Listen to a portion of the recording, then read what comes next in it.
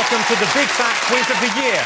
Basically, I'm going to be asking you questions about 2007. If you want to know more about the rules, please go to our website, www.whatswrongwithyou.have-you-never-seen-a-quiz-before-you-moron.com.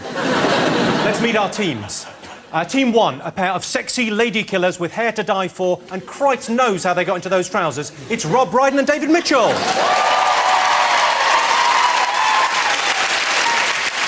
They say opposites attract, in which case my next team should get along like a house on fire. She's a talented young star in the first bloom of success. He's a raddled 72-year-old running on empty. It's Lily Allen and Jonathan Ross.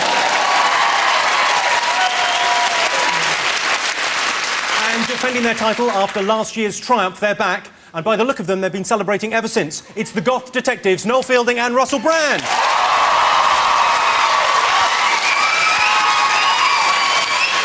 Now, I'm presuming you've all come up with some pub quiz team names. Rob and David, what have you got? Well, we were thinking of going with the Shadow Cabinet.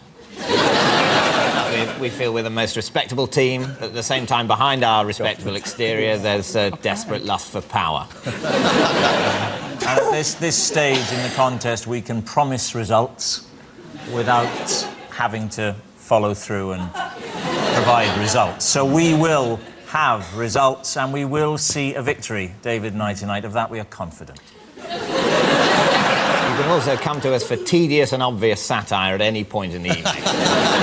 I will bear that in mind. Jonathan and Lily, do you have a pub quiz team name? We can't call ourselves... Fulham. Fulham? Yeah. Fulham? OK, we're Fulham. We're Fulham. OK, we'll go with the Shadow Cabinet and Fulham FC. This is... what a quiz this is shaping up to be. Well, you know what? I'm a bit concerned. Can I tell you why? Because look where you've put us, OK? You've put the only sexually attractive young lady, well, the only young lady full stop, but she happens to be very attractive as well, on the team, near two of the best-known cocksmen in the business. Look, already they're spinning around their chair. So I'm going to insist, as a kind of uncle figure in Lily's life, that she moves over there, because obviously that's a sexless zone of the...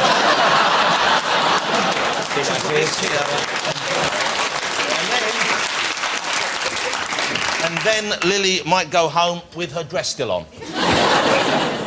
How dare you? We're not rapists.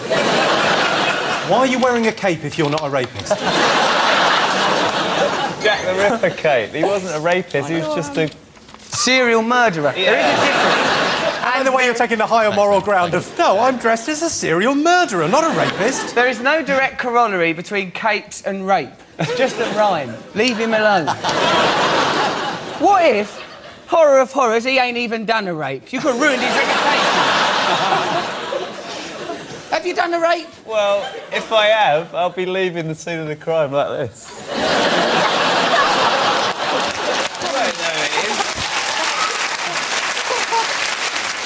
OK, now, Noel and Russell, do you have a team name? Are you going to stick with the Goth Detectives? Yeah, should we stick with Goth Detectives from when we won last year? Where's our trophy? Let's crack on, shall we? The year started with the Celebrity Big Brother race row. Jade Goody's appalling behaviour taught us something unpleasant about British society. Shilpa Shetty taught us something about dignity.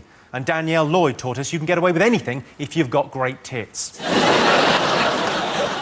And the government admitted in January that due to police errors, several sex offenders had gone missing. If you're watching, officers, they're over there. Right, let's get started. Just a cape. OK. January, February questions, OK? Let's get started. In January, why did locals have a particularly fruitful time on Branscombe Beach, Devon? What, do you have to write it in it? Yeah, you have to write it down, like a proper quiz. It is. Lily, can I just point out that you don't need to go like that with Jonathan, because Jonathan's sort of on your team. Yeah. OK. Russell and Noel have never been to a beach. God bless them. Sometimes we dump bodies there.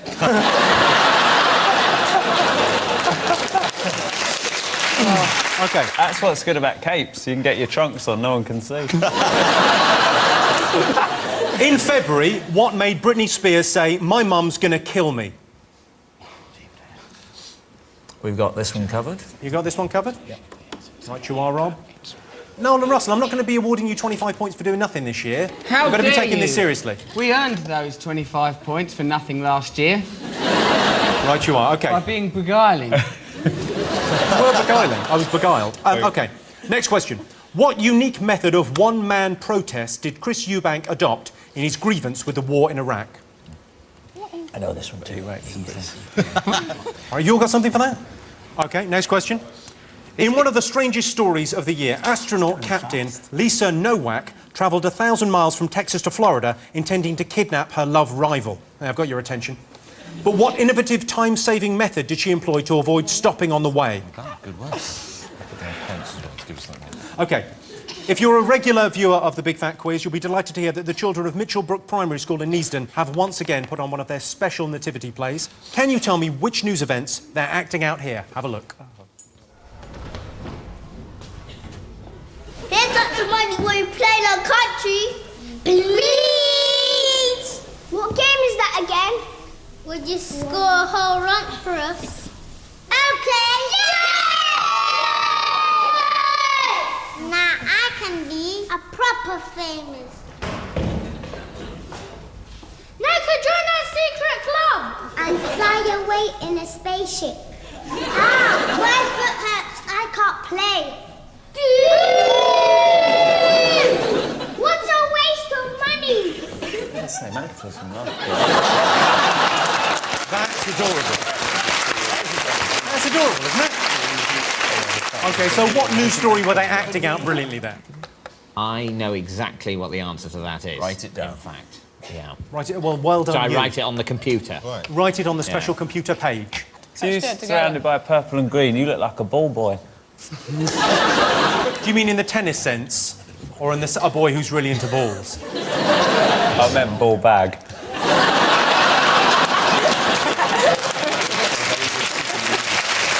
Well, this is a hell of a start. OK. I won't keep you waiting in suspense. I'll give you the answers to January and February's questions right away, OK? So first question, why did locals have a fruitful time in Devon? What have you all got? Rob and David. Well, a ship, cargo ship, David. Yeah. Packed full of products ranging from... There were motorbikes in there, there were Pampers, and all this stuff washed up on the shore, and the locals went down and looted. That's what, I mean, we did write it down. We wrote they looted a shipwreck. That's very much the headline of our answer. OK, let's go to Lily and Jonathan. What have you got? A ship crashed. A ship crashed. Yeah. I think wrecked would be the traditional term, but that's, that's pretty much it. That's for old school. We're new wave. Look, actually, it's getting quite embarrassing. We're like, we're blah, blah, blah. I'm down and ting with Lily Allen. You say ship crashed, man. Why you look at me all beef in my face like that?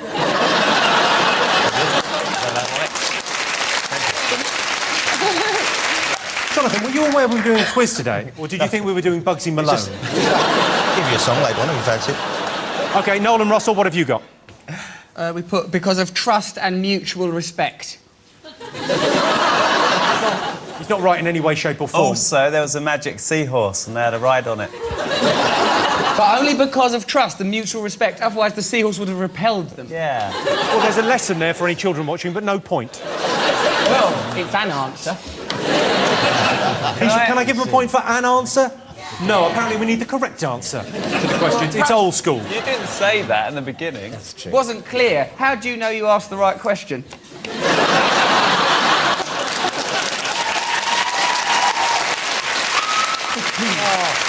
OK, let's move on to the second question. Why did Britney Spears say Mum was going to kill her? Rob and David?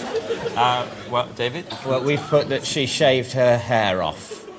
She shaved her hair off. Yes. She's sort of pretending she's got a normal family life, and her mum would go, "Oh, Brittany, your new hairdo is..." But in fact, her mother's probably some weird, possessive lunatic who's made her go on the Disney Channel at the age of 2 and has sort of warped her mind. Because Brittany, of course, suffered from head lice, in which case she's taken the only effective course of action. Or indeed if she fucked a Nazi officer during the war.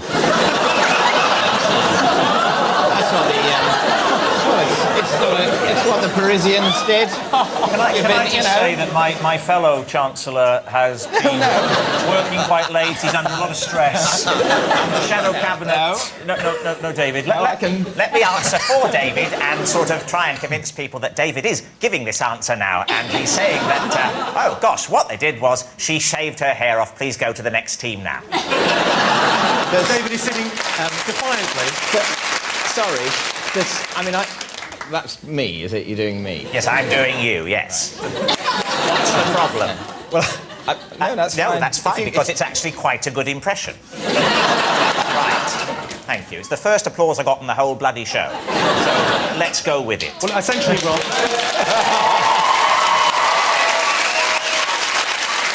OK, Lily and Jonathan, what have you got? Cutting her hair. OK, Lily, what did you make of that? She was just having a battle over the custody of her kids, wasn't she? She was going to have to do all the drugs tests, and I thought maybe she cut it off so she didn't have to have a hair sample where she'd obviously been taking lots of crack. Bloody hell, that's... Allegedly. No, there was a big apparently, big allegedly, we don't know, but that could be our reason someone would shave their head. Wow. I think it's because she wanted the collars and cuffs to match. Noel and Russell, you've got... Because she made her head different. Is the correct answer? Yes, you get a point. Have either of you ever slept with a bald lady? Yeah, of course. Oh, that was a man. Who was it, Yul Brynner or Duncan Goodhue? It was sort of like a conglomeration of the two of them. I thought they were a pair of tits. OK, let's... When you cut your hair like that, is that she probably didn't realise that her neck was wider than her head. She feels foolish now. Because you wouldn't know. Until you do it, you don't know. You don't know if you've got that weird bit at the back. It's a nightmare. You just don't know what you're going to get. I think, in fairness, out of everyone in this studio, possibly in Britain, you spend more time thinking about what would happen if you lost your hair more than anyone. Nosferatu. Possibly apart from Russell. That's why I've got a cape on. If I lose my hair, straight in.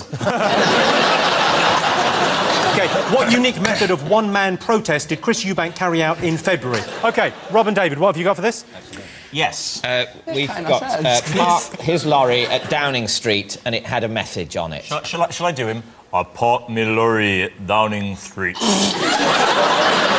that me again? That's Frank Bruno, isn't it? If I'm not very much mistaken. Sorry, Chris Eubank. Yeah.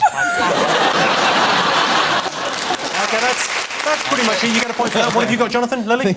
We put drove protest truck to Parliament. Here's something you might like to know. I've been in the back of Chris Eubank's. I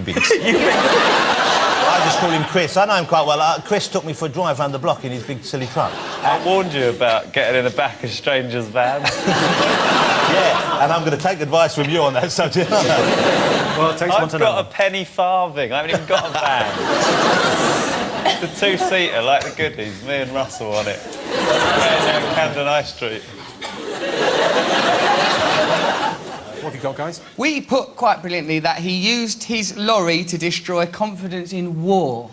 Bizarrely, that is sort of what happened. You can have a point for that. Thanks, because we deserve it. We're bound to win. We're bound to. We'll easily win. We're champions. Do you want to have a look?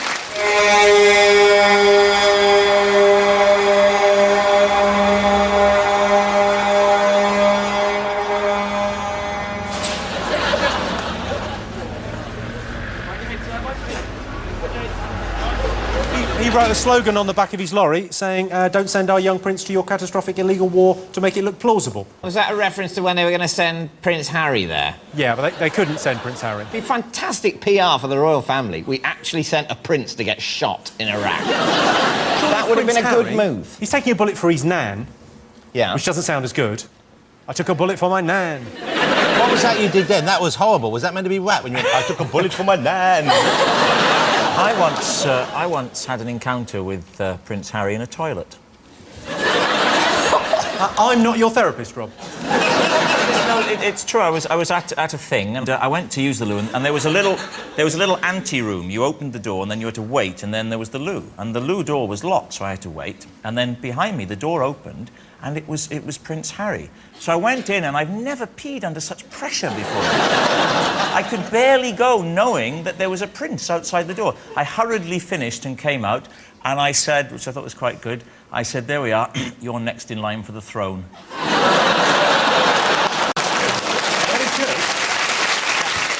It's a slightly hurtful remark to make to Prince Harry, of course, though. Because No, David, he'll be bitterly aware that he's not next in line.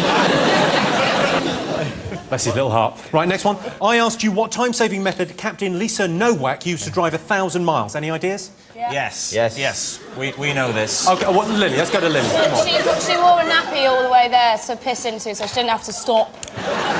She wore a nappy all the way there so she could do a dirty Or a business. shit, yeah. Or a shit, yes. It does strike me as a bit weird, because the only reason she'd gone there was because she had a love rival that she was trying to kidnap. And you think, well, the love rival probably didn't stink of piss and shit. That's probably what turned your fella's head. Nolan Russell, what have you got for this one? There was some... We disagreed here. Noel put... Well, tell them. Rocket made from wheat. Yeah, the clue really was time-saving method she used to drive. You do drive rockets. Yeah, how do you think they get to the moon, stupid? OK, next one. You saw the children of Mitchellbrook Primary acting out a news story, but what did you think they were acting out? Rob and David, what have you got? David Beckham and his wife Victoria going to Los Angeles to play for the LA Galaxy team. He wanted to play for the LA Minstrels or the LA Snickers. That is a very, Rob Brydon, very everyone. accessible piece of material. Well, you're absolutely right. Beckham going to Los Angeles. going to I noticed LA. that, Lily, you've added something to your answer there. What have you Well, put? just because when you said the question, you said which news item are they acting out, and it's not really... I find it quite offensive referring to Posh and Beck's moving to Los Angeles as news. But a astronaut shitting in a nappy, you're fine with that as current affairs, but this Beckham thing, you draw a line. Then they are better known than the astronaut. They are. So I suppose it's a question. If they had shat in a nappy, yeah, that would have been massive. We wouldn't have been hearing about Iraq for years. What's got Nolan Russell? It was about ennui. The sense of boredom and loss, futility within life. A vague fatigue of being. And they were very good as well. They captured it. The nippers, they were good. Really captured They're that 7 ennui. years old. We didn't make them do a play about ennui. What was it about? Something to do with the news? Oh, this happened this year. Let's do it about that. Ennui. It gives them kids something to focus When on. you're a kid, you don't watch the news. Imagine how bored they were reenacting your stupid little story. Which probably helped them to capture ennui, ironically. Yeah. That is the incorrect answer. No points there, I'm afraid. Ooh! Oh, God, no. Let's have a look at the scores. OK, Rob and David have 5 points. Lily and Jonathan have 5 points. Nolan Russell, incredibly, have 2. Well done. OK, we're going to take a quick commercial break now, so stay put. And if you're thinking about calling one of those singles chat lines because you're lonely, then don't bother, because David Mitchell's phone is going to be switched off for at least the next 2 hours. See you in a minute.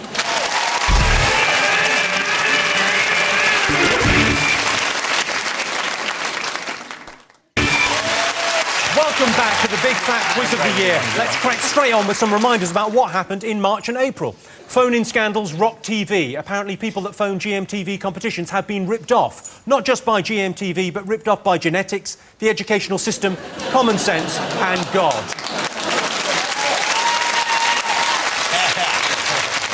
If you're a GMTV viewer, let me just explain that joke for you. You're a fucking idiot. And Paris Hilton was sentenced to jail. Her family were worried it would damage her reputation. Her reputation? What, as a cock-sucking layabout? Paris was on Suicide Watch, which I think was hosted by Bill Oddie. Come on, you definitely watched that, wouldn't you? OK, you ready for some more questions? Oh, yeah. Oh, I got questions for you. OK. Right, round 2. Here's a clip of Naomi Campbell dressed to the nines. Have a look at this.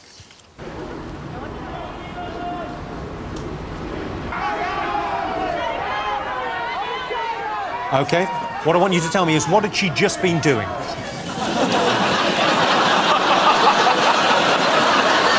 Audience, don't you encourage them either. You boys, think of something nice. Are you all right? We are.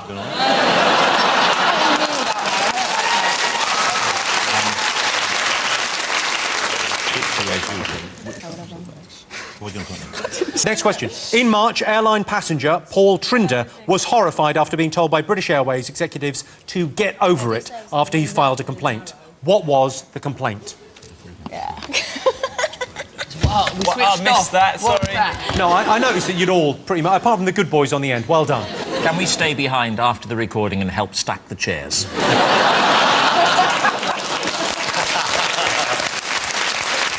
Thank you, sir. Thank you very much, Mr. Carr. OK. In March, airline passenger Paul Trinder was horrified after being told by British Airways executives to get over it after he filed a complaint. What was the complaint? No, it's not. You So, just so asked us executives that. at British Airways went, get over it, mate. tag And, or maybe they didn't say mate, but that was the general gist. Get over it, sir. I'm sure they said. Yeah, get over it, sir. Get over it, sir. Fuck off, sir. So what was his complaint? OK. Yeah. What did the Iranian president... He looks like he's about to say, pull my finger, doesn't he? The question is this. What did the Iranian president give to the great British public that he referred to as an Easter gift? A lovely Easter gift. It really does look suspect when you whisper to Lily. I was talking about you. Jimmy has got quite a big arse. Now you've got me all mixed up trying to use the electronic pen on normal paper. How stupid do I feel? I tried to use the electro pen to write on there. Oh. It was like Tron. Jesus wept. OK, next question. What did Stephen Hawking do for his birthday this year? Which one's Stephen Hawking? Which one's Stephen Hawking? He's the one that sounds like a speak and spell. I mean, no disrespect, I'm just putting it into terms that Noel will understand. He's not the singer of that group. That's Justin Hawkins you're getting him confused with. Yeah. He's in the darkness. That's it, yeah. Stephen Hawking is sometimes in the darkness if he can't reach the light.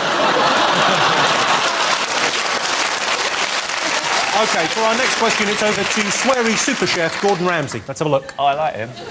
Hi, Jimmy. You may remember that Hugh Grant got arrested for throwing a certain food product at the paparazzi. But do the panel remember what that food product was? What? Yes. OK, so what did Hugh Grant throw at the paparazzi? Is that your I've done it right dance? Oh, I've done it right in LDN. Oh, yeah. We've moved on from there now. What was the lovely new song you sang to me earlier? Lovely new song. Tell us a song. I liked it. I thought it was adorable. I was with my dad and his wife and my assistant, Emily, and loads of people. We were all sitting around, and I went, you know, my nipples really hurt today. And she's... and my dad's wife said, oh, maybe you're pregnant. And I said, no, I'm not pregnant. And my dad went, were you telling me that you and your boyfriend have had sex? And I went, well, yes, but I didn't think you could have sex from having it in the bum-bum. About it, which goes... How does the song go? It's an adorable song. I didn't know you could get pregnant from the bum-bum. Not only a song, but also helpful advice. And an insight into Lily's world. And bum-bum. Bum-bum. It's a great new sound from Lily Allen. You can look forward to that, kids. June, coming at you. OK, let's crack straight on and see how much you knew about March and April. OK, I asked you what a rather glamorous-looking Naomi Campbell had just been doing. What have you all got? Rob and David. She had completed her community service. Correct. What have you got, Lily and Jonathan? Servicing the community. OK, you've made that more fun. Well done. And you've gone for... Plain violence. And washing the roads. And I believe we started to write Anting, but then Noel drew an aeroplane. Well, Lily, Jonathan, Rob, David... I think actually you all get...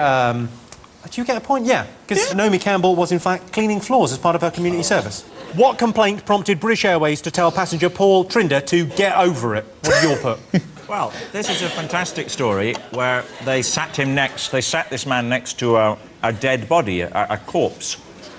And he complained, where I would think if you're sat next to a dead body, it's actually a good thing, because you don't have any elbow issues you have to contend with. And if he's by the window, he's not going to be trying to get past you to go to the loo, is he?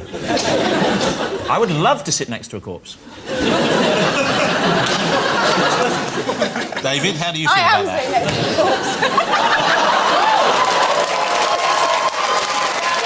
I am sitting next to the corpse.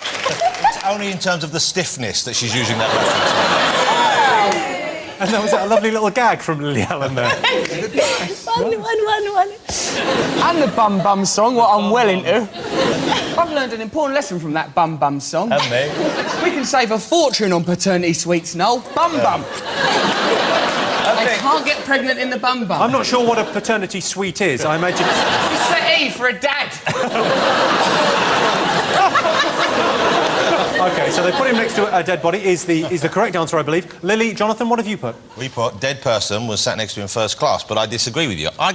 You would make a fuss. Also, didn't they move him? Wasn't he in another class and then he died and they moved him up to first class? And I would have thought, OK, if you're going to give someone the lovely treat of an upgrade, don't wait till they're fucking dead first. Do you reckon if he was in a coma and he woke up, they'd make him go back in economy? OK, what did you put for this? I believe we put plane crash. So you thought a BA executive told a passenger to get over it when the plane crashed? Actually, I think apparently surveys say that when there is a plane crash, they don't get many complaints afterwards. Not only was everyone rude, the check-in took forever, then I caught fire. And that's when I said, I'm going to write. I saw the skin burning off my finger. OK, let's move on, OK? I asked you, what did the Iranian president give us as an Easter gift? Your answers. We've put it humorously. This is our first funny answer. Yeah. He said he released semen.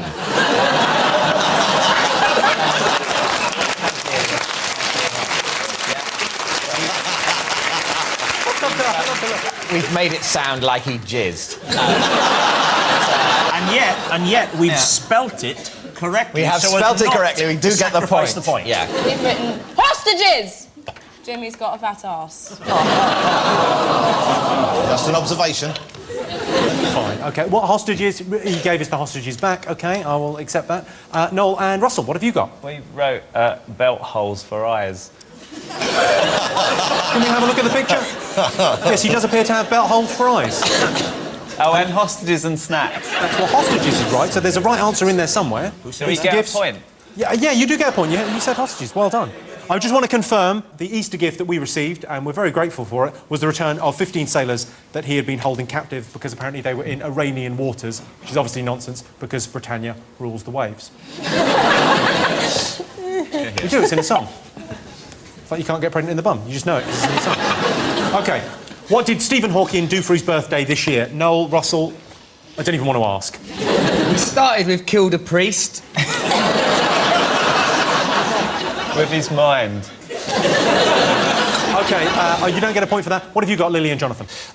He flew up high to experience zero gravity is the correct answer, I believe, that you would accept. However, I happen to know that there was a mistake involved and that, in actual fact, what he had typed in using his head thing was that he wanted to meet his hero from the musical Cats, McTavity. So he wrote, I want to experience hero McTavity, and it came out as zero gravity. And of course, by then they'd separated him from his marvellous magical machine, and he could only communicate via blinking and strange hand movements, and that wasn't enough, and they thought maybe he was enjoying himself while floating around in the plane, which, let's face it, if you spent all your life in a wheelchair, you wouldn't actually enjoy, would you, really? Floating around like this and thinking, it's bad enough downstairs, every fucker pushing me wherever they want me to go. Here, they're using me like a ping-pong ball. It's a correct answer. David and Rob, what have you got? We've got he floated around. But we meant the zero gravity. We didn't mean he just floated around the house having a lazy day. Because he can't do that. He's severely disabled. I can confirm this year Stephen Hawking went on a zero-gravity flight. OK? Last one. Gordon Ramsay asked you what foodstuff Hugh Grant threw at the paparazzi. What have you got?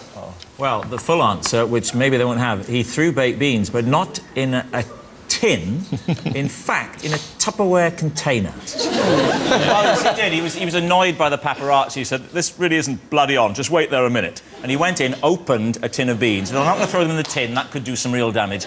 Emptied them into Tupperware, sealed the lid carefully, checked it. Right, now you bloody well stand still. That is, of course, the correct answer. Lily and Jonathan. We did put bakey beans, which I believe, but we didn't. We knew they were in Tupperware. We just didn't think it was worth mentioning. OK, Noel and Russell, what did Hugh Grant throw at the paparazzi? Well, actually, we put a Tron suit from the film Tron. Well, you're absolutely wrong. Luckily, we did put or pork. What's worrying, actually, Jimmy, is that the instant that question was asked, Noel turned to me and went, it was baked beans. Gordon Ramsay threw baked beans. And I looked at him with pride and joy, and he said, we ain't fucking putting that, though.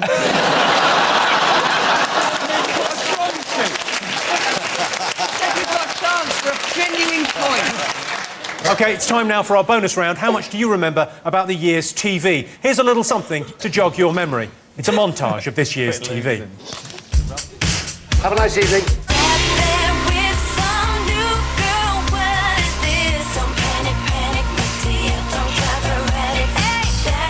Escort, hooker, prostitute, whore, I don't mind what you call me. That's just semantics.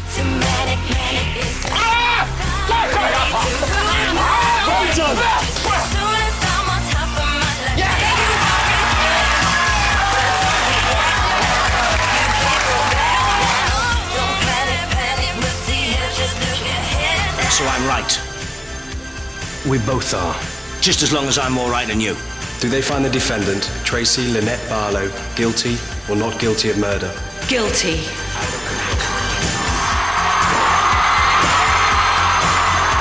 Don't turn your back, don't look away, and don't blink. Spooky Doctor Who there. OK, that was Doctor Who telling you not to blink. What I'd like to know is what would happen if you ignored Doctor Who's advice and blinked. I know, whoa. I know. Write it down. All right, you all got something for that? Rob and David, my favourites. Thank you very much. We've written turn to stone. That is the wrong answer. Yeah, it's wrong. OK, Jonathan Lily, what's your answer? We wrote, Doctor Who, statues come alive. Because if you blink, then they come alive and get closer to you. And every time you blink, they get close to you. And I've also drawn a picture of the TARDIS, a picture of a Dalek, and a picture of Billy Piper.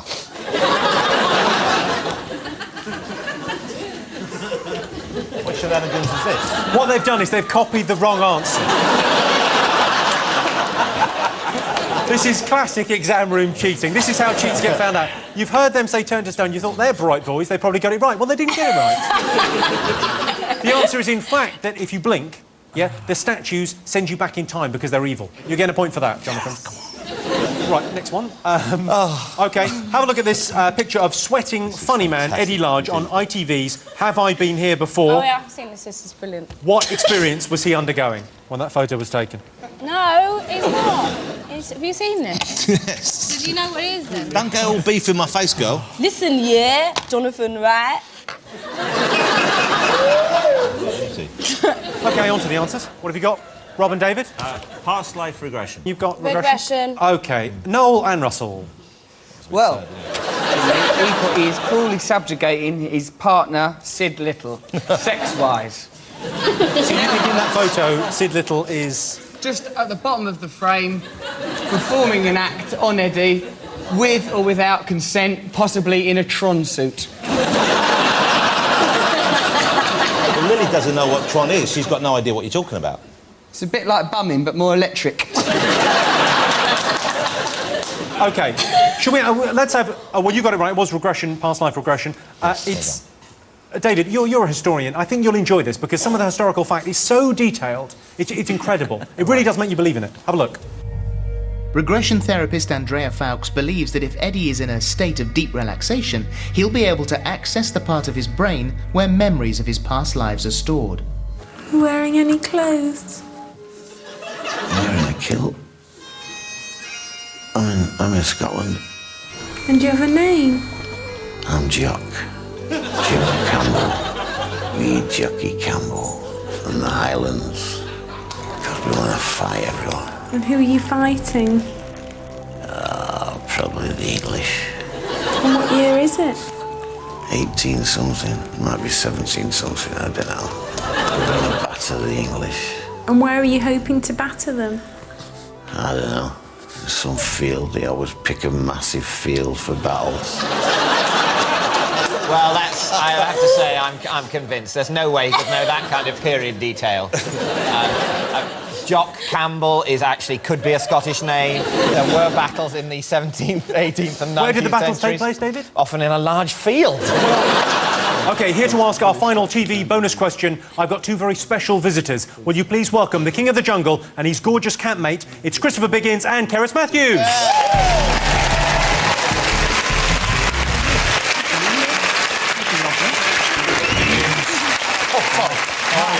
Very good.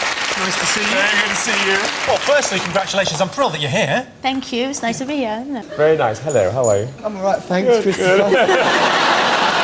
You can call me Biggins. I certainly shall. I might drop the last syllable.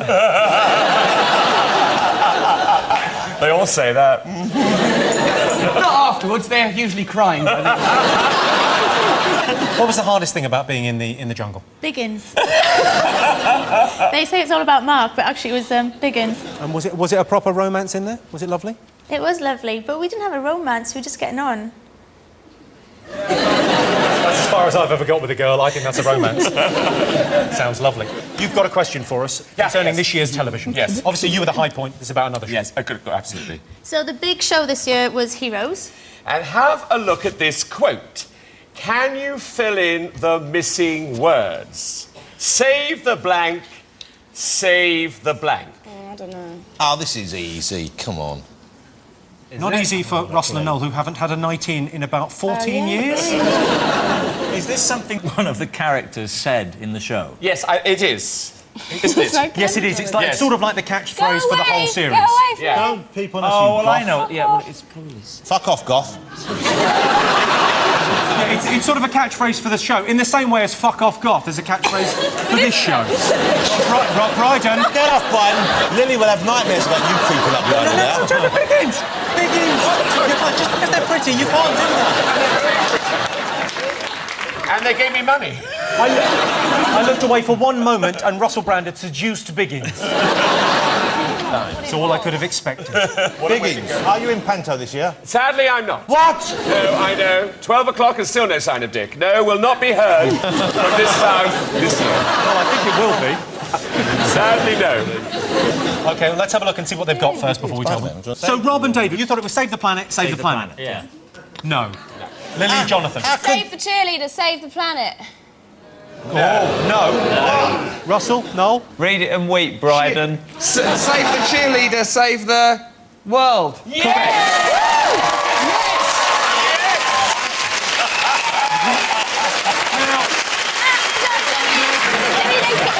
Biggins showed them. No, I'm sorry, I did not. You must have been mistaken. Thanks, Christopher. I really don't, you think, don't you? I can't believe it. He's only been here for 2 minutes. He's turning it into a panto. People in the audience going, "Oh, he did. He's behind you. He cheated." Nice, though, isn't it? Oh, yes, he did. OK, ladies and gentlemen, a big hand for Christopher Biggins and Karis Matthews.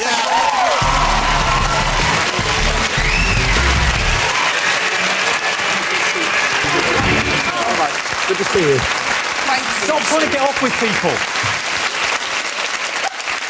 Let's have a look at the scores. Rob and David have 11 points. Lily and Jonathan have 12 points. Noel and Russell have 5 points. OK, we're going to have another little break now. See you in a minute.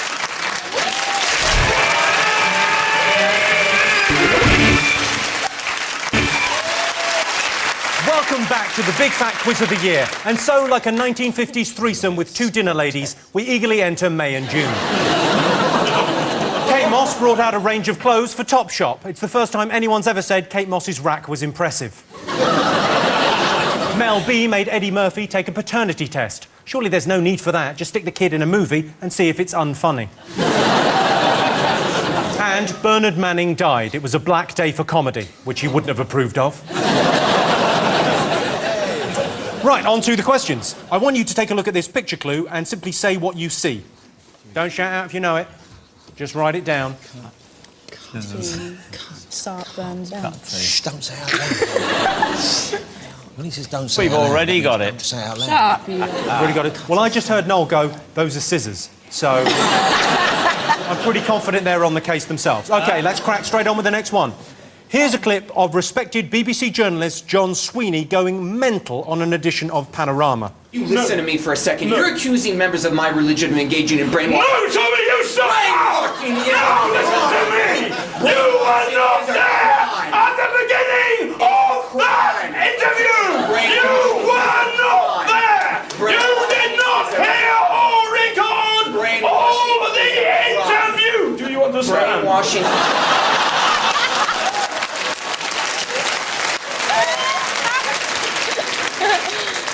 OK, what I want to know is, what was the programme about? What was that edition of Panorama all about? Yoghurt. No, Noel, it wasn't yoghurt. Have a look at this clip of celebrities at the National Television Awards. What are they talking about? I'm hoping it's going to grow on me. If I'm honest, it wasn't quite what I was expecting. It's like modern and really like, I mean, everyone here is so ahead of America in fashion. Fucking diabolical, actually. Give me 500 grand and I'll give you 10, which are better than that. Seriously, it's terrible. Bright and cheerful. It would have made a great set of placemats. Apparently it's bad if you're an epileptic. I don't know. Did you see the papers when they tried and showed other people's ones? I don't know, it's not pink. I mean, did the twins design it? I love it. Oh my God, that's so good. Love it, love it. Love it, love it. Love it. What are they talking about? There you go. Have you all got something? OK. What was unusual about the star of the Prostate Cancer Research Foundation's groundbreaking TV ad? OK. This year's book charts were once again dominated by the autobiographies of people more usually found on the pages of Heat. Can the panel tell me the author of the following extract, lovingly brought to life here by our narrator-in-residence, the legendary John Hurt? Chapter 18, K and P. Everyone in the world saw Kate arrive in her magical carriage. Everyone except me. I was in the bathroom having a cigarette to calm my nerves. I could hear the helicopters, but I wasn't allowed to peek out in case a photo was taken. I was hearing what everyone else was seeing. I could picture Kate arriving in the carriage, and I could hear the people cheering. I could hear the trumpeters playing. Oh, I was so excited. As I stood at the altar, I knew I was going to burst out crying. I walked into the room and I remember Vanessa Phelps winking at me as if to say, good on you. I'm proud of you.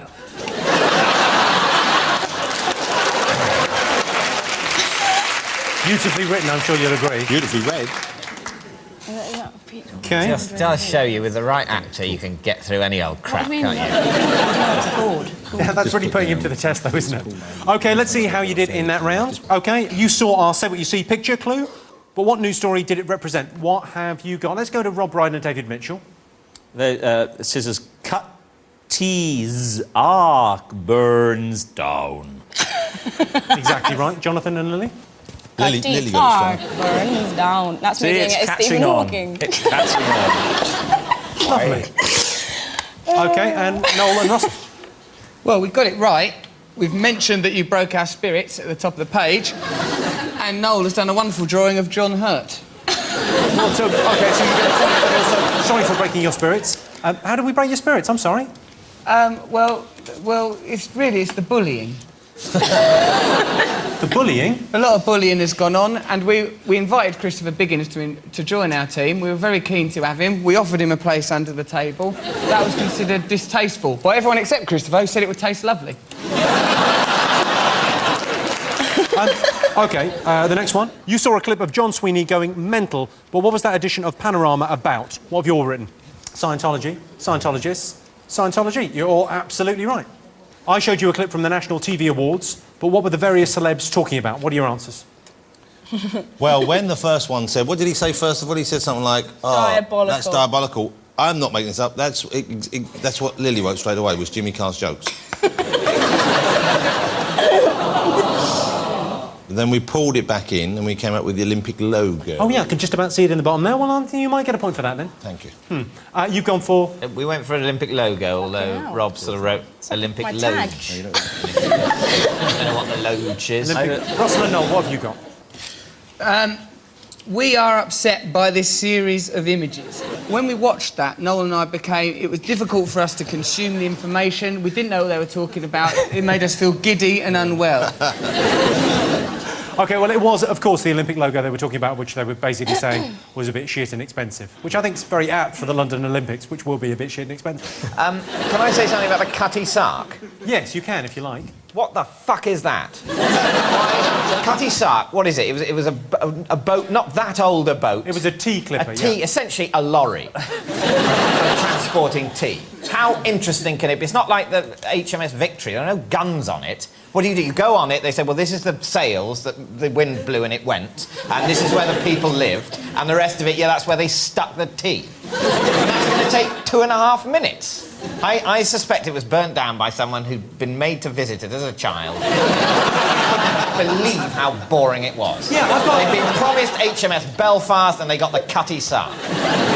idea of who might have burnt it down? Who? Me? Oh, no. That's entirely... I can prove I was burning down another boring... Was it the Pencil Museum in Warwick you were at? Yes. I was posting another turd through their letterbox. Every bank holiday. What was unusual about the start of the prostate cancer advert? What have you come up with? It was poor Bob Monkhouse. He was dead. That was what was unusual about him. He was dead. Although I'd contend that it's not that unusual to be dead. More people are dead than are alive. Jonathan and Lily. We put the star, Monkhouse, is dead. Posthumous advert. Russell and Noel, what have you got for this? We thought it was unusual because it starred a talking dragon.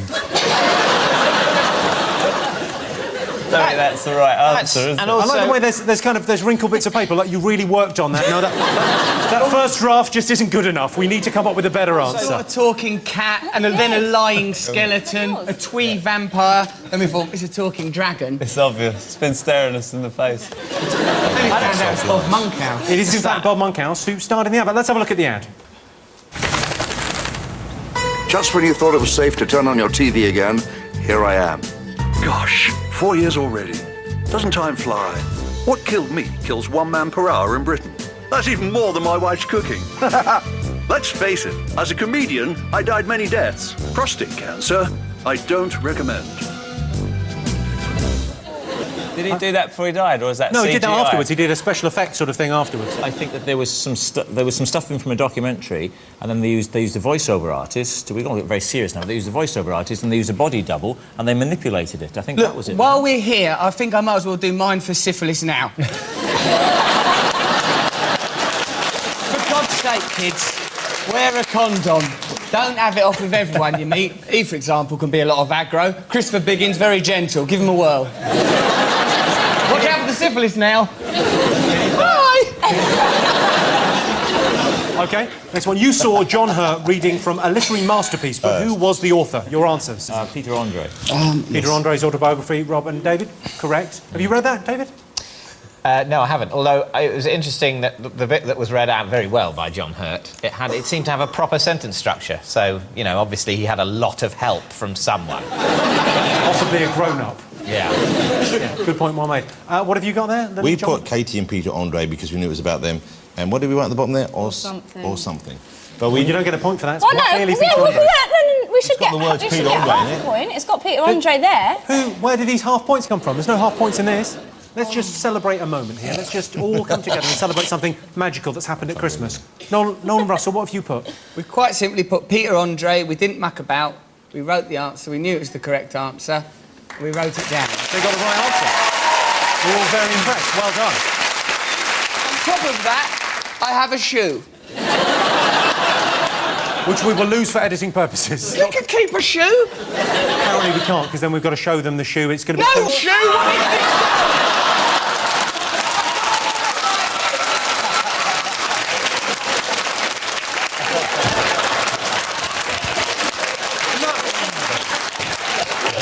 Well, can I get Rob and David to clean up the mess?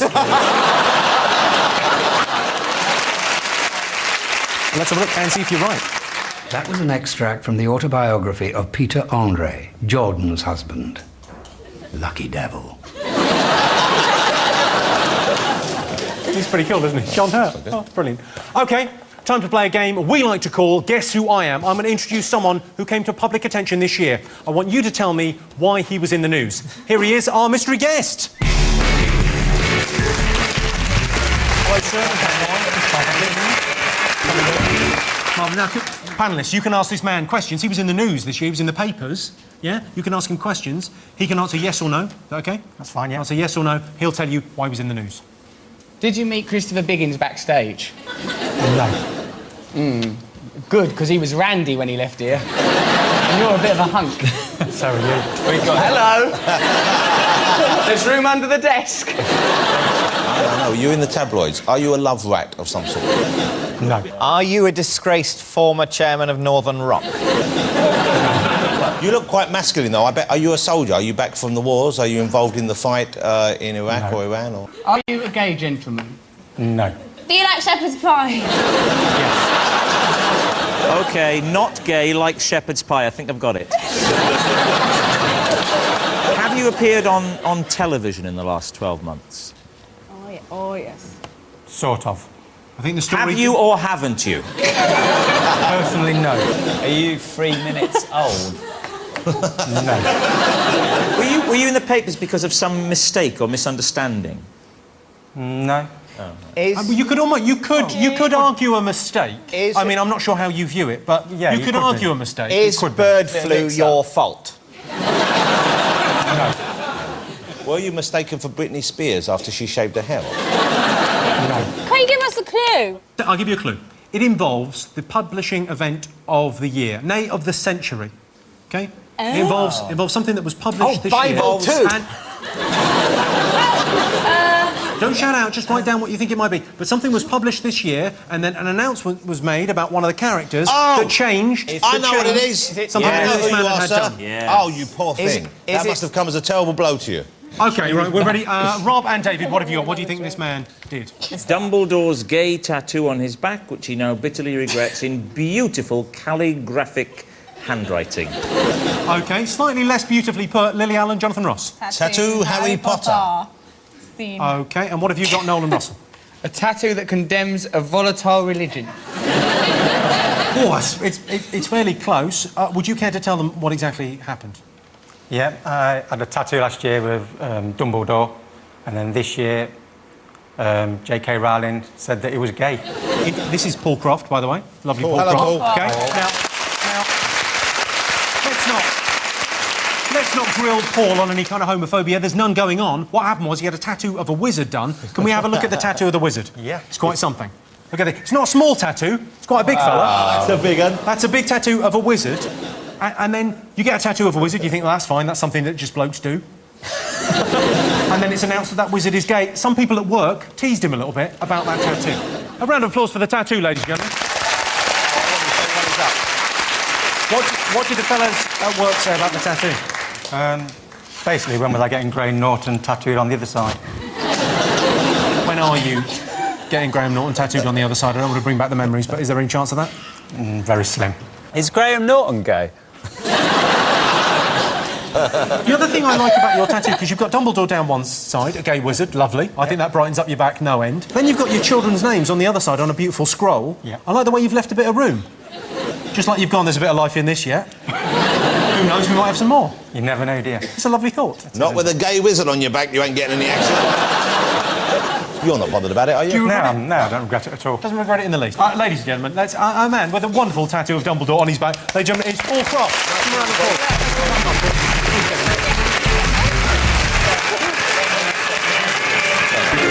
Well, thanks again to Paul Croft there for coming on with his magnificent tattoo. Let's have a look at the scores at the end of that. Rob and Dave have 17 points. Lily and Jonathan have 17 points, neck and neck. Noel and Russell are eating a banana. They have 8 points.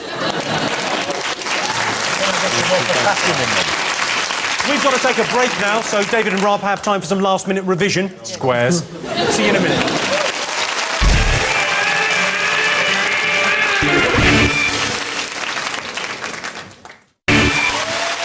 Welcome back to the Big Fat Quiz of the Year. If you're just joining us and you're trying out Channel 4 for the first time on a Christmas whim, hello, I'm Jimmy Carr, and basically, I run the place with my brother Alan. Let's remind ourselves of what happened in July and August. Now, this is a very special edition of the Big Fat Quiz as it marks the 10th anniversary of the death in Paris of a much-loved figure, Henri Paul, the people's chauffeur. Princess Diana's memorial concert was, of course, held at Wembley in July. People said it's what she would have wanted, but I'm not sure she would have wanted a memorial concert at all. The BBC angered the Queen with a misleading trail. She thought Titty Bang Bang was on after the Mighty Boosh, not before. Right, time for some more quiz. OK, first question. It's over to the boys from Take That. Hi, Jimmy. We had a hit single with Rule the World, but which new rule brought in this year was publicly flouted by Keith Richards, Charles Kennedy and Pete Doherty? OK, so what new rule was flouted by those celebs? Yeah. Noel Fielding mainly eating bananas at this stage of the evening. Gonna write with it. OK. In the infamous Crown Gate affair, the Queen appeared to be storming out of a photo shoot. What did the edited footage imply she was cross about? So she wasn't really cross about anything, but what did it imply she was cross about? With these guys in the front, nothing can go wrong. Banana mascots. Banana mascots. In July, what controversial confession was made by a plethora of ministers, including the Home Secretary, the Transport Secretary and the Chancellor? OK. Russell and Noel, I don't imagine you have any problems with this. Those words, I recognise them all, but in that order, it was just like a poem. OK. Masturbating in the House of Commons. We're just sharing some fantasies here. OK. In August, the Bolivian Parliament met to discuss corruption in the judicial system, as I'm sure you are all aware. What was surprising about the end of that parliamentary session in the Bolivian Parliament? I don't really know what happens in the Parliament over here. Certainly not what happens in the Bolivian Parliament, to be honest with you. Do you follow this sort of thing yourself? Well, I did see this in the news, and that's why it's in the quiz. OK. Last question for this round. For our next question, it's over to the Channel 4 newsroom, where Jon Snow is reporting on one of 2007's best-loved songs. Can you name the song? Well, if you thought this summer's weather was worse than usual, you'd be correct. A meteorological report from America confirms that precipitation is in fact now occurring more frequently than ever. Following an announcement of the findings, a spokeswoman extended an offer of shelter under a protective device that she intended to provide. For Channel 4 News, I'm Jon Snow. Oh, oh, eh.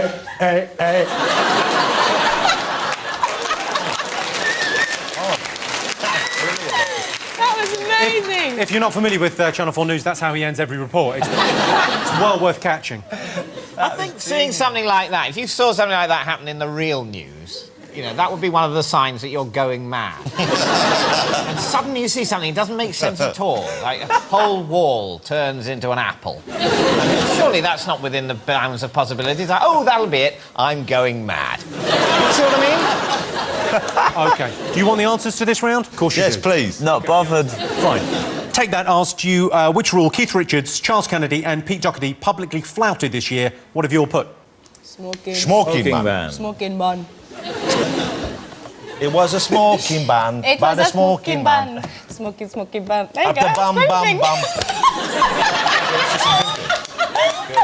Nice bit of crimping for you. Yeah. That was crimping, wasn't it? Explain to Rob crimping. Look, he's so angry. Lily, Jonathan, do a bit of crimping for the two boys at the end. Smoky. Put it in your mouth and you go choky. That's why they ban it. Oh, can we get a proper bit of crimping off you? Come on! Miso, Oriental prince in the land of soup. Crouton. Crunchy friends in a liquid broth. Felt like I was bullying you into crimping. Let's work some up. We'll do a whole album together. OK. Ross and Noel, you've gone for? Which question? The first one, question, yeah. we've just simply answered it. And also, we did find time to label everything on our table. Banana, lid, broken paper and a cup there. Also, Noel has fashioned banana battlements and also a correct answer.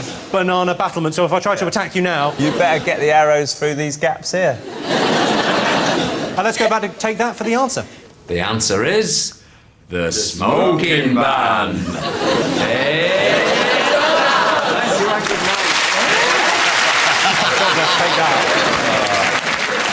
Brilliant. OK. Mark Owen's quite sweet, isn't he? But they wouldn't let him speak because he would have said the smoking ban. OK, in the Crown Gate affair, what did the Queen appear to be cross about? What did you come up with? Being told to take off her dressy crown. That is pretty much the correct answer. What did you go for, Jonathan? Wearing the crown. OK, I'll go with that. You get a point for that. What have you gone for, Noel and Russell? Angry about Edith because it made her look cross. Being cross doesn't... Because I said, why was she cross? Well, I remember the Queen being vaguely cross about something, but I thought that might have been when I met her, and I did inappropriately touch her. Oh, yeah, you met her recently. What did you think she made of you? Did she know who you were? We connected genitally. And we got on quite well. She seemed like she seemed like a nice lady, kind of like all regal she were, all sort of looking at you friendly. The Queen was all regal. You found her surprisingly posh, did you? She ever so posh, up herself a bit. Hello, she got tickets on herself, this bird. Wind your neck in, love. Is she sick? What did you actually say to her when you met her? Because they present you to her at the Royal Variety Show afterwards and they go in and they go, this is Russell Brand, he is the cheeky Dickensian comedian. What did you say to her back? What did you say? I goes, you know that fella broke into your house, you want to get your door mended, love, so I'll be right in. And did she look hopeful? She went, fingers crossed, you silly ass! OK, well, I can tell you the answer to this was she was told by photographer Anne Leibowitz to remove her tiara. It's the correct answer. I asked you what a plethora of MPs admitted to in July of this year. What have you all written? OK, Robin, David, They my favourites? once smoked dope. That is the correct answer. OK, Lily, Jonathan? We didn't know, so we wondered whether they admitted to having a quick shufti in the House of Commons. You thought they admitted to masturbating in the House of Commons? Possibly, yes. You would, wouldn't you, though, if you were... I've been into the House of Commons, and at no point did I get an erection. Yeah, but if you had to work there all the time... If I had to work there all the time, of course, I'd be knocking one out left, right and centre. Yeah, and also the people that do work there are aroused by power. So they see a statue of Lloyd George, and that really does it for them. Noel and Russell, what answer have you given? We put they all admitted to smoking dope while they were students. I think... Is that what you've put? I knew that cape would come in handy eventually. Yeah, Put that. we just put they all admitted to smoking dope while students. We put it on our pads, it came out on the computer, unless there's been a terrible glitch. Bryden's changed it. Because it seems to say none of them are actual secretaries. Yeah, Defence Secretary, Foreign Secretary, Home Secretary, ask them to do some typing, they can't do it. You should get a point for that. That was nearly a proper joke. OK, so the correct answer is yes, they all admitted to smoking cannabis. OK, what was the surprise end to the Bolivian parliamentary debate? They started fighting. That is the exact right answer, I think. What have you gone for, Jonathan? We put they took loads of hooter, chop and pop. Drugs, gack, chop and pop. That's just the way we roll. We know all the words for the white juice. them stuff that them use in Bolivia. What have you gone for, Noel and Russell? It ended in violence, we put. I think it's the correct answer, put in a very sort of poetic way. That's rather lovely. Let's have a little look. This is the Bolivian Parliament. This is like our House of Commons. Yeah, but it might have been...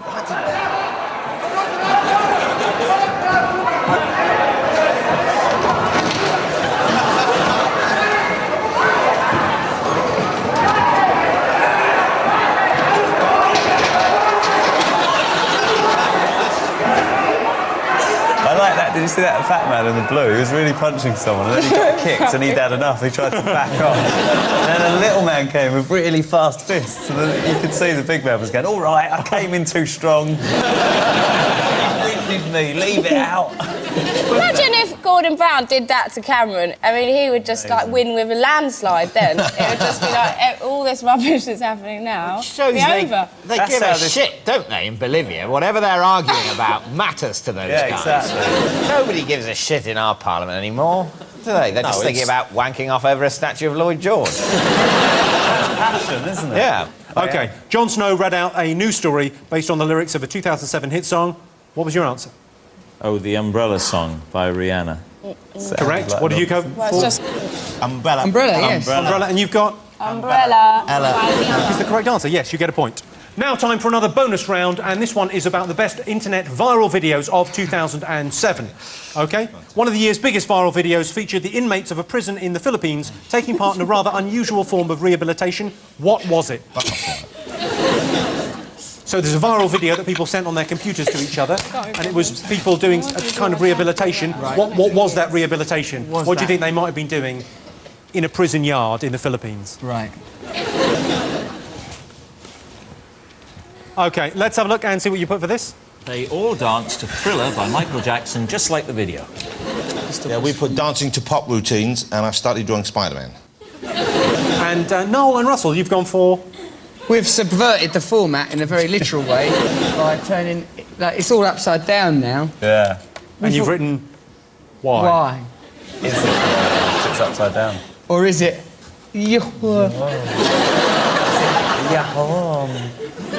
And does that get us a point if it is Yahoo? Okay, let's have a look and see what the viral video was.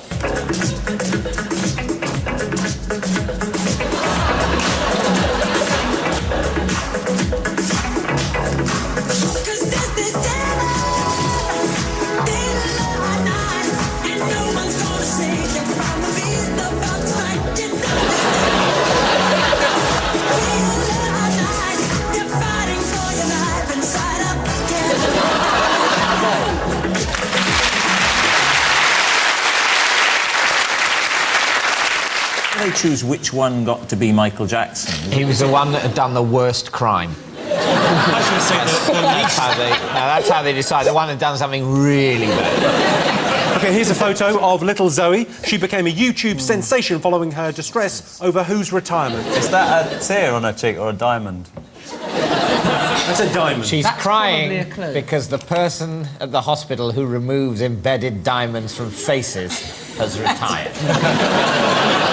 Just on the very day that she was finally coming up for operation. OK, Rob and David, what have you got? Tony Blair. Tony Blair. Who? Lily, Jonathan, you've got... Tony Blair, we've Tony seen Blair. it. Noel and Russell, you've gone for... Don't cry. A message to the young Zoe. Just cheer her up. Let's have a look and see. What's the matter, Zoe? Why are you crying? Because I just want Tony Blair to come back and I want him to be Prime Minister. Why? Because I just do. Why do you want him to be Prime Minister still? Because I love him.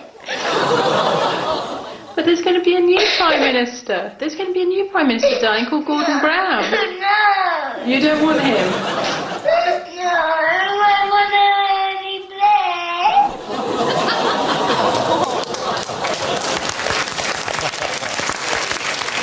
You watch that, you think he shouldn't have gone. Yeah, he made mistakes, but he should have stayed. Yeah, but she doesn't know what she's talking about. I imagine, Noel, she knows a good deal more about politics than you. I mean, yeah.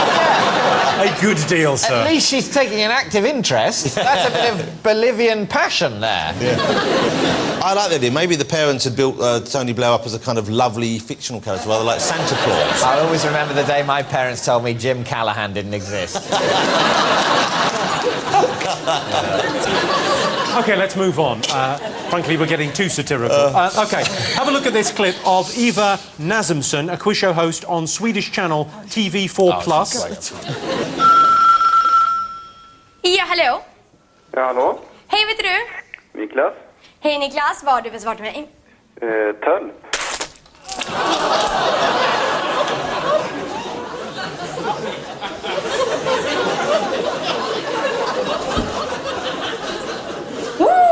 Okej.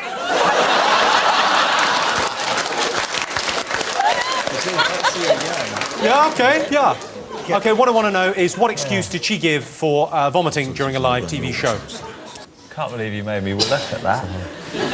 Sorry. You went, watch this. Horrible. Carrot and coriander. Let's have a look and see what you got for this. OK, Rob and David? We put period pains or the caller said something that reminded her of a terrible incident in her past. OK, Lily and Jonathan? We've put menstrual turmoil, and I've put underneath... And I'm not proud of having written this. And the moment I finished writing it, I wished I could have taken it back. I put the blob hammer. Jonathan, if I were you, I'd blame that on Lily. Lily wrote the blob hammer. OK, Noel and Russell, you went for... Pregnant with pure evil.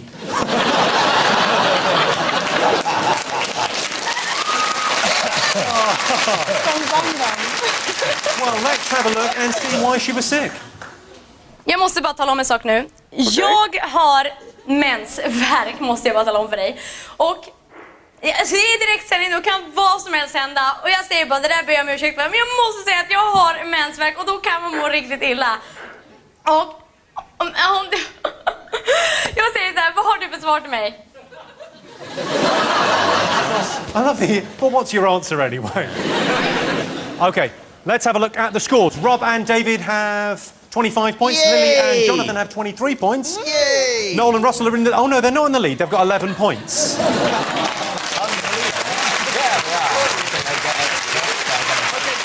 Join us after the break and we'll be finding out the answer to the question that's driven rifts through families all over the country. Who remembers more about the news events of September and October, Rob Brydon or Lily Allen? Back in a bit.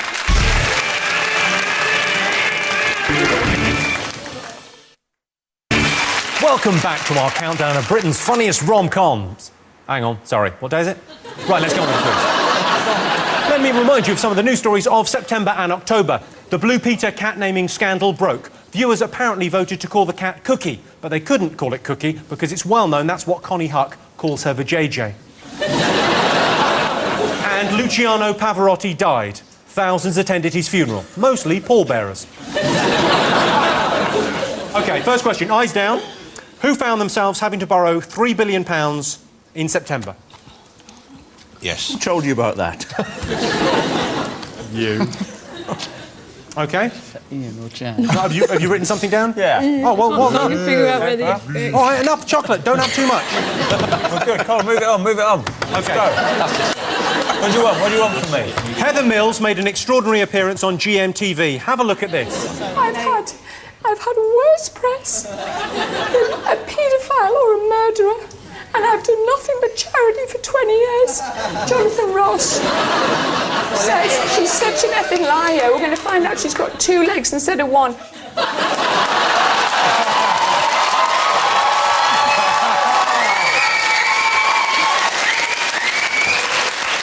Boo to you, sir. Boo to you. That's a good joke. And I was trying to do a voice. She just had a helium balloon. What's going on there? Ross said I had 1 leg. She's completely fucking mad.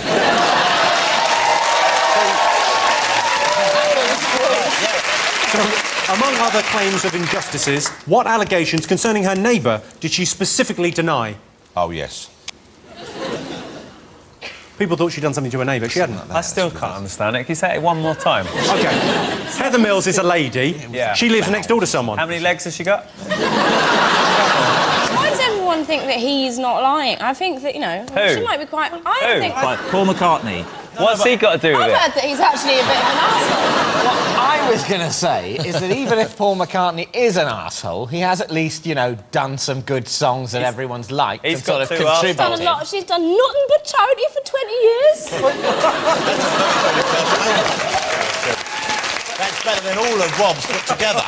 If she's done nothing but charity for 20 years, it just shows that she's never had to get a job.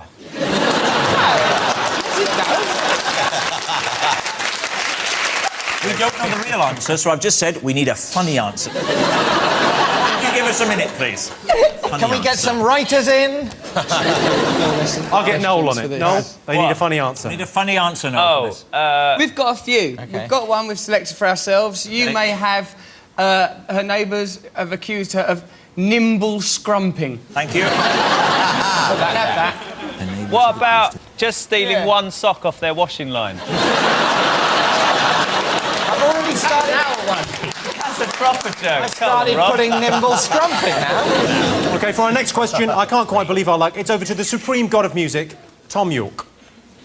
Hello, Jimmy. This year, we released our new album, In Rainbows.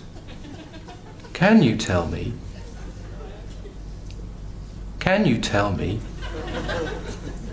the panel tell me what was special about that? That was good, wasn't it? That was brilliant, yeah.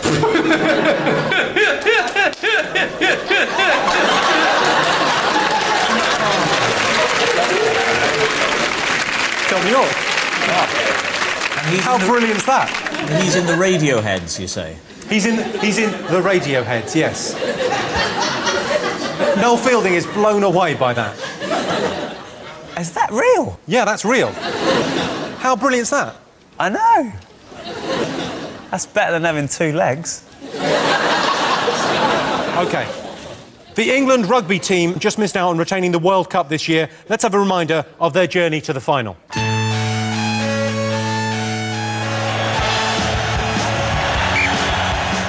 total whitewash at the moment. Their World Cup dream is in tatters. Can they bounce back from this devastating defeat by South Africa?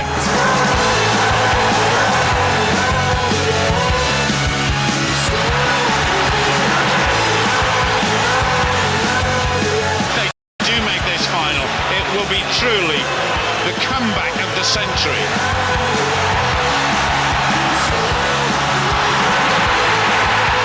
What a World Cup it has been. What a World Cup it's been for England.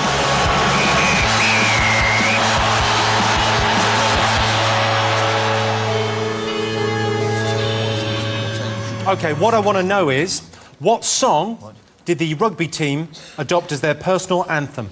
for the duration of the World Cup? All right, you all got something for that? It's back to the children of Mitchellbrook Primary School for our next question. Can you tell me what news story they're acting out here? Action! Hello, this is my show of people who hate each other. You are silly! Yay! You are a meanie! Yay! You kissed another lady. I tested you and you were lying. You got to sort your life out, mate. Okay. This is the bit where you fight. Stop it. You are very naughty and your program is horrible. Whatever. Yay! OK, we'll move straight on to the answers. Have you all got something for that? What was the question? What was that about? What was that play about? Yeah. What do you think the question was going to be? Name all those children. Do the register at Mitchellbrook Primary. OK, I asked you who needed to borrow £3 billion this month. Ian. Who's Ian again? He's one of our mates. We give it him. He ain't paid that back, actually. All right. Who said he'd give it straight back? He didn't. The interest rate was irresistible to us. What do people mean when they say, can I borrow £5 and give it straight back? They're not going to give it straight back, are they? Otherwise, what would be the point? It'd be ridiculous. Just keep it. Ian's a liar. If we've learned anything tonight, it's don't trust Ian. OK, what have you gone for, Lily and Jonathan? Northern Rock. And Rob and David? We got the serious answer, Northern Rock. The funny answer, Northern Soul. Yeah, Northern Rock is the correct answer. Yes, you get a point. So what allegation did Heather Mills deny? How'd you get on? Her neighbours accused her of stealing shoes. That's not the answer we gave you. What did you go for, Noel and Russell? We've got a couple. Kick a football into their garden. Stealing just one sock off the washing line. Joke that we gave to Rob and David. OK, Lily and Jonathan, what have you gone for? We put what we believe to be the correct answer, dog murdering, because the neighbour accused of doing something to murder a dog. And then, I remember this story, 'cause it was brilliant. She went, this is what she said on that bizarre GMTV interview. She then quoted the medical term that the vet had used, and it was something like, he'd had a catastrophic bowel or something, she said. And it sounded completely to me like she'd made it up. You're very close to exactly the right answer. You do definitely get a point for dog murdering. Who is this woman? She's got one leg and kills dogs. She's amazing. She doesn't kill dogs, but she does have one leg. Have a look at her. They tried to ruin my daughter's birthday party, which I spent ages organising, saying I'd killed the dog next door. Which This was in Yesterday's Sun, wasn't it? I traced back to the vet, Tim, and he said, what a load of rubbish. The dog had been ill for a while and died of abdominal catastrophe on Sunday night. Catastrophe. Abdominal catastrophe? You know what that is? Kicked in the stomach by a wooden foot. I'm not pointing any fingers, and I'm not a vet.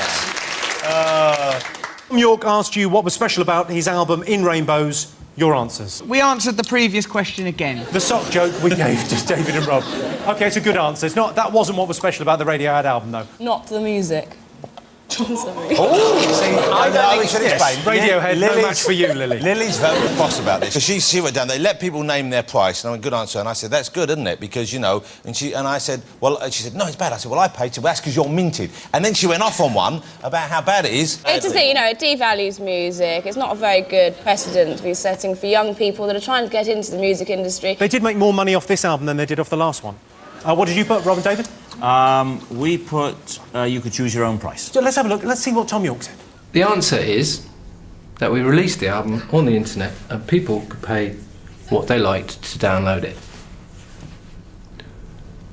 I hear you're a bit of a tight bastard, Jimmy, so thanks for the 50p. A little bit of Tom York for you. OK, well, you both get a point then. Well done, you. I asked you what song the England rugby team adopted as their anthem. Let's see what you all put. Kenny Rogers, The Gambler. Is the correct answer. Well done, you two. That's the one you got to know when to hold them. Know when to fold them. Wow. Know when to walk away. Know when to crawl. You gotta... Which is actually, coincidentally, that's exactly the rules of rugby, isn't it? Yes. You've got to know all those things, because otherwise it's a foul. Lily and Jonathan, what have you got? We put You Are Beautiful, Christina Aguilera. OK, and what Noel and Russell probably knew, did you? No Baby in the Bum Bum by Lily Allen. I imagine for the next World Cup, that'll be their anthem. Jimmy, it's a nice bit of recall there, that gag. Nice gag, works well, but it's not putting points on the board. I think you'll find that David and I are edging ever closer to my first ever victory on this quiz. We're advancing mirthlessly towards victory. Yes. Mirthlessly. Absolutely. Yes. Nice. OK, you saw the kids of Mitchellbrook Primary. What news story were they acting out? What did you reckon? We know this as well. This is Jeremy Kyle's show, that dreadful programme, being criticised by a rather splendid judge. That is absolutely correct. Thank you very much. Take anything away from that. You've gone for... Yes, we've got Jeremy Kyle, bear baiting. Well, that's even more correct, if indeed that can be true. But yeah, the judge referred to it as bear baiting. And what have you gone for, Noel and Russell? Jeremy Kyle makes bears dance on telly for money. I think we knew what they meant. You get a point for that. Well done, you. OK, time now to see if you've been paying attention in the cinema this year. We've digitally enhanced these movie stills. All you have to do is tell me what movies they were originally from. They're better now. Have a look at this. Write down what movie it is from. I don't see why that's a laughing matter. I could easily have been cast in that film. You look great there. You look really masculine. Is that a cape? That is a cape. Are we going to be friends now? Can we cape buddies? OK. What have you got, guys? 300. They said mirthlessly. Sorry. 300. Much better. OK, Lily and Jonathan? We also said 300, because that's what it is. OK, Noel and Russell? Well, I initially put 300, then Noel reminded me that we have no chance of winning. So I just did a series of zeros, as far as the eye could see. For his amusement. You can have that, have a point each. You know what that looks like? It looks like they've shot a sort of commercial for men's hair dye, using the 300 as a template, and you've stopped in a battle and said, yeah, I'm a Spartan, but I've still got time to make sure my hair looks psychic black. I like the way that my fat neck makes it look like I'm a worm coming out of a little hole. Let's have a look. Here's the reveal. I honestly can't see a difference. It's pretty much the same. OK, here's another one. Hello. Oh, yeah. Is that you again now? What do you mean, is that me? Are you what, feeling a bit confused, are we? You've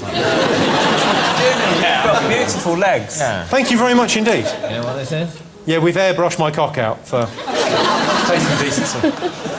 Who's that small silver man at your feet? That's, he's a robot that needs a heart. OK, have you all got something down? No, it's actually getting quite quizzy now, because we don't actually want the SWATs to win, all right? And unless you're benevolent towards the goth moths again, we're the only hope we have of preventing their victory. You're our only hope. All right, we're done now. OK, let's have a look at the answers. What have you got? We didn't know, so we put a guess. Bourne Ultimatum. You thought that was a still from the Bourne Ultimatum? Could have been. That would be a good fight scene. Could have been. Just a sort of quiet bit by the pond.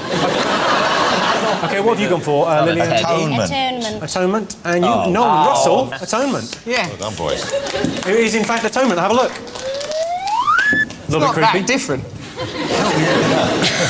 There's a world of difference, Russell. Right. Jimmy, we've been here so long, our banana battlements have gone brown. Now we've got a very special guest. When a terrorist attacked Glasgow Airport, this man took him down. Yes, a very traditional Scottish welcome. Ladies and gentlemen, have a look at this. They can try and come to Britain and they'll try and disrupt us any way they want, but the British people have been under a lot more things than this, and we always stand proud. And then if you come to Glasgow, Glasgow doesn't accept us, do you know what I mean? This is Glasgow, you know, so yeah, we'll set about you. Ladies and gentlemen, John Smeaton.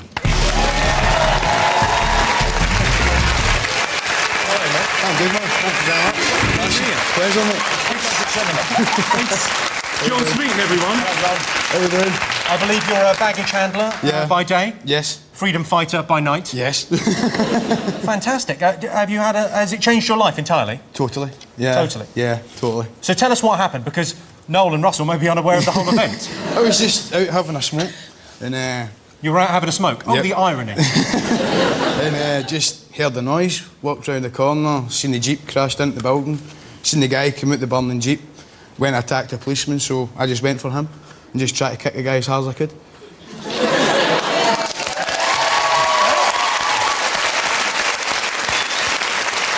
You said, in a very self-deprecating way, you said it's what anyone would have done. Yeah, yeah. Oh, it wasn't just myself, there was 4 years did it, so... You know. I can't guarantee under any circumstances that I'd try and beat up someone who was already on fire.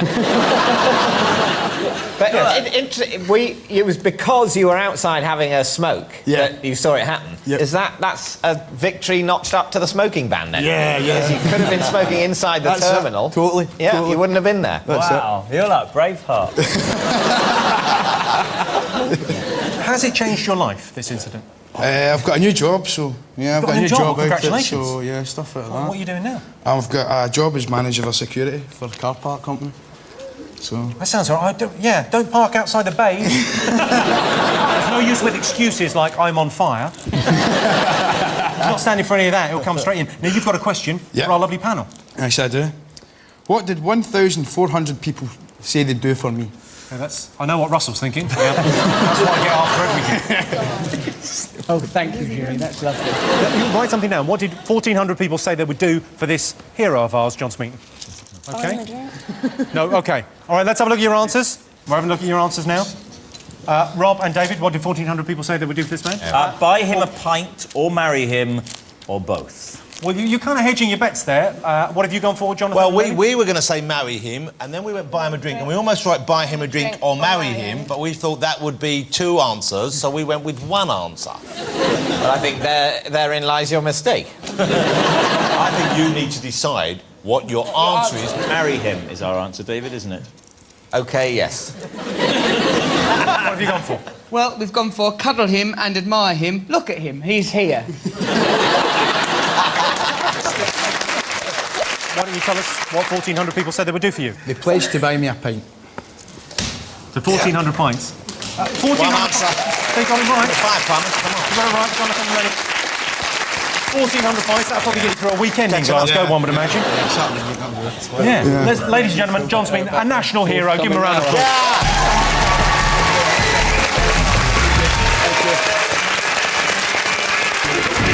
Well, let's have a look at the scores at the end of that. OK, Rob Brydon, David Mitchell have 30 points. Lily Allen, Jonathan Ross have 30 points. Noel Fielding and Russell Brand only slightly behind with 14 points.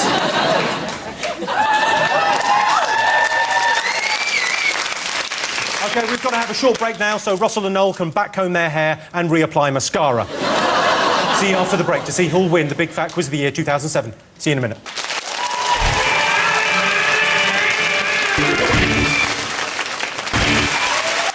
Welcome back to the Big Fat Quiz of the Year. We all know that the New Year period is a peak time for suicides. So I would just say to any viewers who are feeling a bit low, please hang on, don't do anything silly.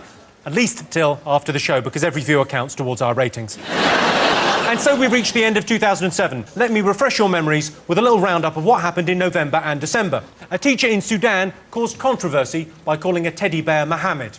Jesus Christ was the name of the class's hamster.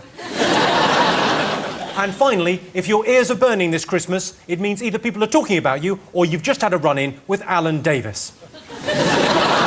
We've reached November and December. It's 30 all. There's everything to play for. Please, can we press on? For our first question, it's over to John Hurt again with another literary masterpiece. But whose autobiography is it this time?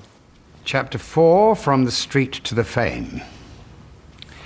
The minute I could talk, I recorded Fuck You with Clark Kent. I didn't even write that record. I called up Clark and told him that I had some shit on my mind, some things I needed to get off my chest. I'd been sitting on all these thoughts and all this anger for months, unable to speak. He said he had the perfect beat for it. So I just went over and spit it. I let it all hang out, and that was a conscious decision. Before, I had always been true to myself and my artistic vision. But I played it safe, like with how I put the humor in How to Rob. After the shooting, I had nothing to lose. I'd love to hear him do the whole book. I would pay money. OK, question number 2. What prompted a community in India to believe a young girl was the latest incarnation of a Hindu goddess? So a young girl born in an Indian community They believe she was the incarnation of a Hindu goddess. OK, it's time for another Say What You See. Can you work out which news story these pictures are spelling out?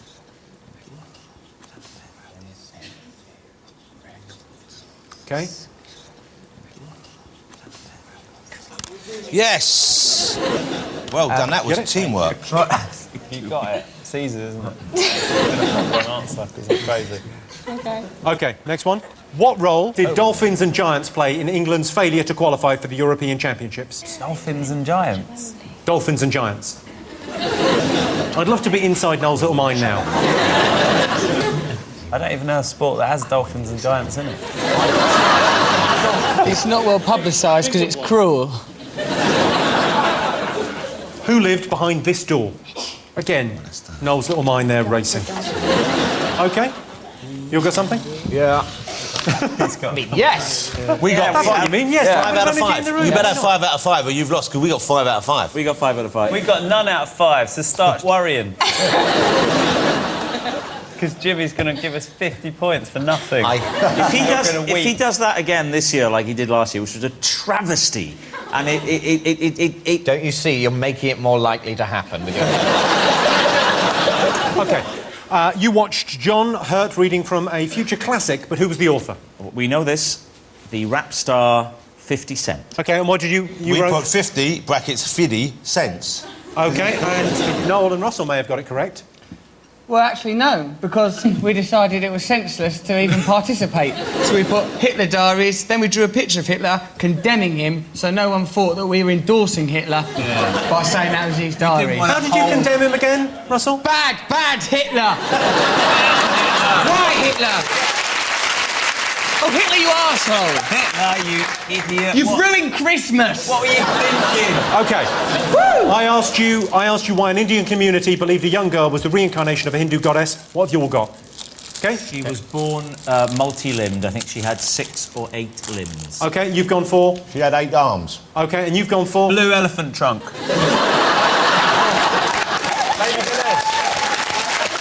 Hold on, though. OK. And too much arms. Too much arms. She was born with 8 limbs, correct. She was born with 8 arms, incorrect, the gallery attendant. Blue elephant trunk is not correct. For this question, you said what you saw. Let's see what you put. Ben Benefit Dislost. It is Ben E-Fit Dislost. Well, you both got it right there. What did you go for, Noel and Russell? Ben, Lady, Hitler, Licorice, Fatty. If you look, Ben, Lady Hitler, Licorice, Fatty. Lady Hitler, Licorice, That's Fatty. got to be worth 50 points. Easy. These 50. 50 points. For justice. We condemned Hitler. They said he wasn't that bad. It's interesting that you both condemn Hitler and then use his techniques. Nuremberg all over again. Just trying to win a quiz. Brand. They're screaming for your insane ideas, and it will lead this country to hell. 50 points. The people have spoken.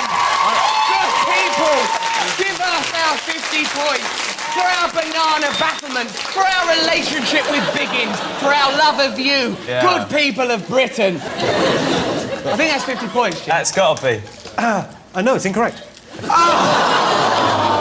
You've ruined Christmas. I love the fact Just that like Hitler. Oh, you're the Grinch. Hitler too. You're the Nazi Grinch. Oh, well, fair enough. OK. What role did dolphins and giants play in England's failure to qualify for the European Championships? They were American football teams, and they ruined the pitch at Wembley, making it very difficult for England to win their soccer game. Correct. What have you gone for, Lily and Jonathan? We put American teams ruined the pitch at Wembley. OK. Noel and Russell? They fucked up Wembley. 50 points.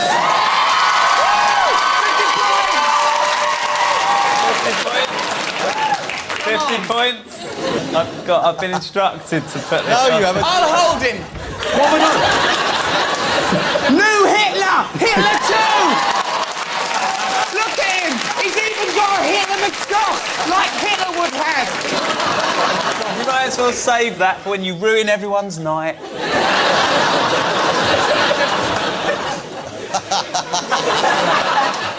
That is the correct answer, but you only get 1 point. Oh.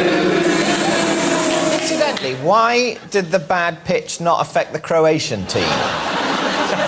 They hover or something? Their pitches are always like that because they're from Croatia. Because of all the bombing. Right. So who lived behind the door? What are your answers? Mr. Darwin, the canoe man. OK, you've gone for... John Darwin. OK, well, you're both correct. Who have you gone for? Ian!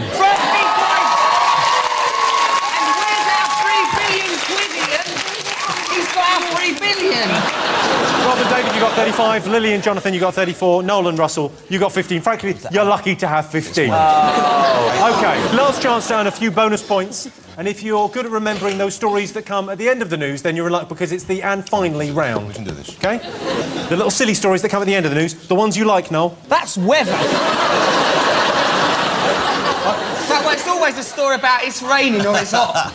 Boring. Cambridgeshire grandmother Jenny Brown entered a cake-making competition in July. It's big news. But why was she so disappointed to come second? Burke!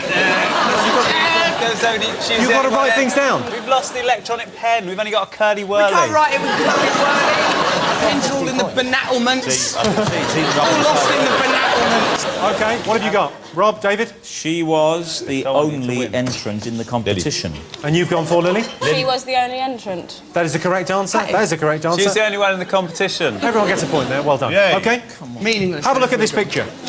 What historic meeting is taking place here? You're allowed to laugh at that. It is fun. You are allowed to laugh at that, yeah, it's fine.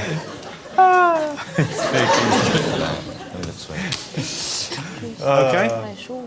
OK, Rob and David, what have you got? Got the tallest man in the world met the smallest. Brackets man in the world. That is correct. What have you gone for? We've got when the smallest man met the tallest man. What have you gone for, Noel? He's big, he's little.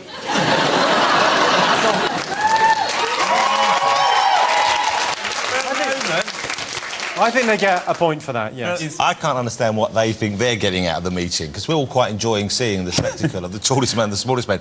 They're both feeling even worse off about their plight. He spent his whole life feeling small. He said, I've never felt so small. And the tallest man said, normally I'm looking down on people, but you I can barely see. It's a very cruel thing to do. Let's have a look at the clip. This is a joy.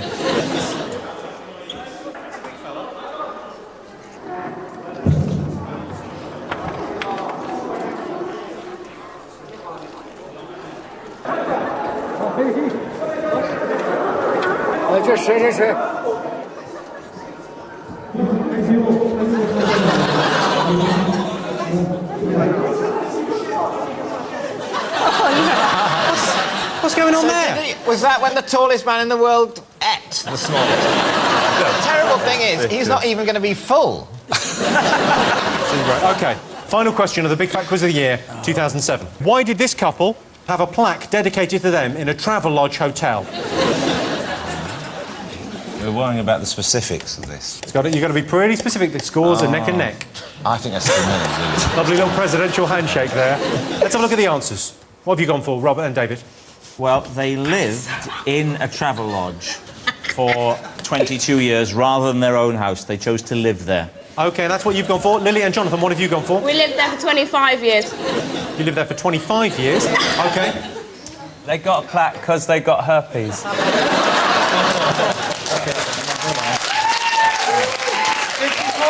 I don't know much about the senior executives at Travelodge, but I don't think they're erecting plaques to patrons that get herpes. And that couple, I should say for legal purposes, didn't get herpes. There are lots of forms of herpes, are there? Chickenpox is a form of herpes. Yeah. Shingles is a form of herpes. I've had shingles and there was no sexual fun involved. It just happens. Little virus in your spine starts attacking a nerve root.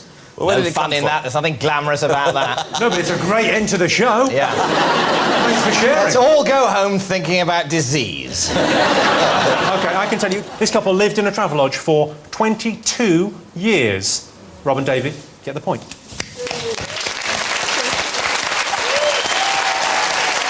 OK, it's the moment of truth. Let's have a look at the final scores. In third place, with 17 points, Noel Fielding and Russell Brand. Ladies and gentlemen, our reigning champions have lost their crown. You know what, boys? It's not about winning or losing at Christmas, it's how good you looked, and you looked marvellous. Thank you. Throughout. Cheers, Jimmy. In second place with 36 points, Lily Allen and Jonathan Ross. Give them a round of applause. Which means our champions for 2007 come over here to collect your trophy. 38 points, Rob Brydon, David Mitchell. You've won the Big Fat Quiz of the Year. Can we get this?